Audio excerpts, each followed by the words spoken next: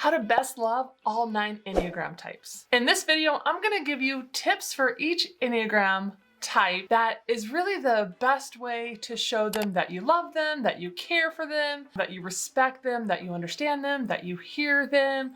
All those things I'm bundling up under the one word of love. And so I want to share tips that are going to help you understand the people in your life better. If you're new here, I'm Hillary. I teach the Enneagram in the simplest way. I use YouTube, Etsy, and Instagram to do this. And stay tuned until the end of this video because I'm going to share some interesting data about which Enneagram type is most likely to be paired with another Enneagram type. And so stay tuned until the end for that. All right, so getting started with the type 1, how do we best love that type 1? The first one is acknowledge and appreciate when they do something nice for you, when they say something nice to you. They really like to be acknowledged and appreciated. Number 2, have compassion for their need and desire to get things right and the pressure that they put on themselves to do that. And so that's all tied up into the fears and desires of that type 1, and they put a lot of pressure on themselves to get things right. And so have compassion for that part of the 1. Number 3, notice and point out how good they are, how responsible they are. Tell them, let them know that you notice those things about them. And the last one, number 4, understand that change can be very difficult for a type 1 and give them time to adjust. And I've talked to a lot of type 1s that have told me this one really stood out to them. This was out of those 4 things, this one was the most important. Just understand that change can be hard for them. How to best love that type 2? Number 1, take the time to ask about their life, ask about their feelings, ask about their desires, ask about their needs. Get into their life because a lot of times they're trying to redirect and ask you how you are. And we, don't always want to let them do that. We want to make sure that we're getting into their life and we're understanding and seeing them. Number 2, truly appreciate them for all that they give, all that they do, and do this by telling them with your words and also giving back to them. Number 3, surprise them with creative gifts or quality time together. That's very important for that type 2. These things just show them how much you care. And number 4, have their best interest at heart, just like they do for you. How to love a type 3? The first thing, number 1, affirmation is huge. Use your words and tell them how proud you are of them.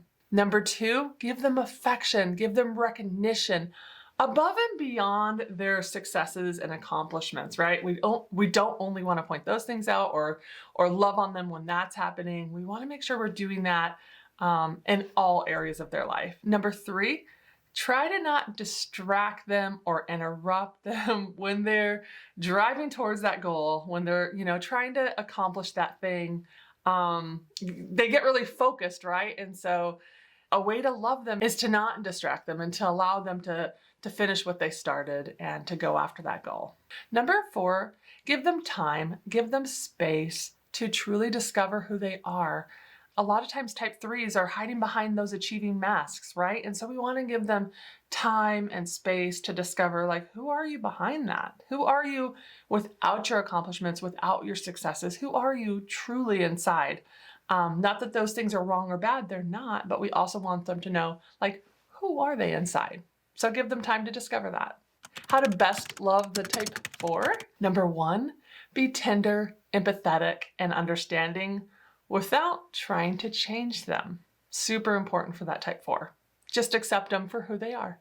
Number 2, ask them about their emotions, ask them about their feelings, and all the while giving them space to feel their emotions and feelings. And so ask them about them and give them space to feel them. Number 3, notice and affirm those unique qualities that you see in them and that you love in them. Those things that you see and love about them, notice them and affirm them in them. And number 4, recognize the gift that they have of intuition and vision and originality. Recognize those gifts in them, right? Because those are amazing gifts that the type 4 has.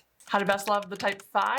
Engage in conversation, especially conversation that they're interested in. Engage with them, go there with them, sit in the conversation with them, and value that they are on a search for knowledge and information, and this is very important to them. And so value that and show them that you value that. Number 2, allow them lots of personal space and time to think and recharge. That's definitely a great way to show them love. Number 3, when they have a need, and honestly, 5s don't do a good job letting others know that they have a need. So when they do let you know, or when you do know that they have a need, recognize it and help them without making it a big deal, because that'll embarrass them if you make it a big deal. If you're like, oh my gosh, you need this? Yeah, I can help you. That's never going to go over that well with a type 5. And I'll be the first one to tell you, I have great experience in this because my youngest, who is 19, is a 5. And so sometimes my personality of being excited to help him, to do something for him, causes him to withdraw. And so I have to be cognizant of making sure that I love him the best way I know how. Number 4, be direct with them and give them space to figure out how they feel. And so as you're being direct with them, because they value honesty and directness, and they're definitely going to give that back to you, give them space to understand and uncover how they feel. How to best love the type 6? Build them up. They are usually really hard workers. Acknowledging this and seeing this and recognizing it means a lot to them. Number 2, reassure them that your relationship is secure. They can start to worry about this. All of a sudden, doubts might start to plague them in their mind in worst case scenarios. And so it really helps the type 6 when you reassure them that, things are good in the relationship. Number 3, safety and security are always on their mind. Help them by taking this stuff seriously, by taking them seriously and understanding their need for this. And the 4th thing is ask them about their worst case scenarios. Help them to process out loud. Sometimes when we get those worst case scenarios out in the light, they're not as bad as maybe we thought they were, but then sometimes they are, right? And so we don't want to diminish that or try to make them feel less than, of like, oh, that's not a big deal. No.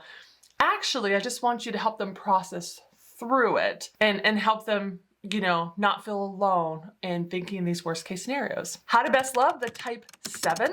Listening is huge for the type 7. Listen to their ideas, listen to their stories without interrupting them or shutting them down. Super important for the type 7. Number 2, have fun with them. They want to enjoy laughter and fun and spontaneous activities together. And so that is a great way to love them. Number 3, super important one, give them lots of space and freedom. Don't try to limit them or control them. It actually feels, suffocating to a 7 if this happens. And so they like space and they like freedom. And number 4, heavy conversations, even though they do have to happen, right? We're not going to say that they don't have to happen, but when they do, just know that they drain a 7, that they, take some of that energy out of them. And so when those heavy conversations are needed and appropriate, just know that it's hard for them to stay in them for a long period of time. It's not that they can't do it, but it's hard for them to stay there for a long time. So just know that going into those conversations. How to best love the type 8? Number 1, spend time doing what they like to do and feel comfortable doing. Come alongside them in that. Number 2, learn their love language. This is a really big one for the 8. Learn what they need in that relationship, as far as the love languages of acts of service, quality time, words of affirmation, physical touch, and gifts. Learn what they need and what they give. That's really big for that type 8. Number 3, and this is a really big one, do not tell other people the things that they've told you in confidence, that even though we think, well, duh, not really. For the 8, this is so much deeper than you would know. This feels like a broken confidence totally, and it's hard for them to recover from that. And so it can feel like betrayal to them. So don't, tell all the things that they tell you in confidence. Number 4, stick around when disagreements happen. Sometimes the 8 is afraid that maybe you would leave them in these disagreements, and so it's hard for them to be vulnerable.